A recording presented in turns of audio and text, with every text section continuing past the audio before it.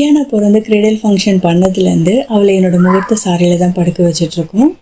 மரத்தில் வர மாதிரியான தொட்டில் வாங்கணும்னு எனக்கு ஒரு ஆசை. பட் ஆனால் வீட்டில் இது வரைக்கும் யாருக்குமே நாங்கள் மரத்தில் தொட்டில் செஞ்சதில்லை. அண்ட் அதுவும் இல்லாமல் அது கொஞ்சம் வீட்டில் ஸ்பேஸும் அகாமடேட் பண்ணிக்குது அண்ட் காஸ்ட்டும் வந்து அதிகமாக இருக்குது. அண்ட் கியானாவும் இந்த கிளாத் மெட்டீரியலில் படுக்கிறதுக்கு கம்ஃபர்டபுளாக தான் இருக்குது. ஸோ அவளுக்கு கிளாத் மெட்டீரியல் இருக்கிற மாதிரி ஒரு கிரெடல் வந்து ஆன்லைனில் ஆர்டர் பண்ணியிருந்தேன். இந்த கிரெடல் நான் அமேசானில் பீடாட் அப்படின்ற ஒரு பிராண்ட்லேருந்து வாங்கியிருந்தேன். நான் ஃபர்ஸ்ட் ஆர்டர் பண்ணது வேறு, பட் எனக்கு வந்தது வேறு. ஸோ அதனால் அதை ரிட்டர்ன் பண்ணிவிட்டு இந்த டைப்பில் வந்து நான் ஆர்டர் பண்ணியிருந்தேன்.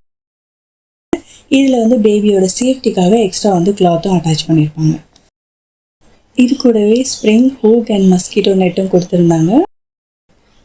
இதோட கிளாத் வந்து பியூர் காட்டன் கிடையாது, காட்டன் மிக்ஸ்டு மாதிரி இருந்தது. எனக்கு வந்து கண்டிப்பாக ஒயிட் கலரில் தான் வேணும்னு சொல்லிட்டு நான் அந்த ஒயிட்டில் ஆர்டர் பண்ணி வாங்கியிருந்தேன். ஒயிட் கலர் போட்டதும் அது பார்க்குறதுக்கு கொஞ்சம் அழகாகவே இருந்தது. பட் இதுலேயும் ஒரு சின்ன டிஸ்அட்வான்டேஜ் என்னென்னா, குழந்தைக்கு வந்து உள்ளே காற்று சரியாக வர மாட்டேங்குது. ஸோ அவள் பக்கத்துலேயே ஒரு டேபிள் ஃபேன் போட்டு வச்சா மட்டும்தான் காற்று வருது, இல்லைன்னா தலை ஃபுல்லாக வேர்த்து கொட்டிடுது. இந்த கிரெடல் பற்றின ஃபுல் ரிவ்யூ இந்த வீக் வரப்போகிற ப்ளாகில் அப்டேட் பண்ணியிருக்கேன். கண்டிப்பாக சேனலை சப்ஸ்கிரைப் பண்ணிக்கோங்க, அப்போ தான் நான் ப்ளாக் போட்டோன்னே உங்களுக்கு அப்டேட் வரும்.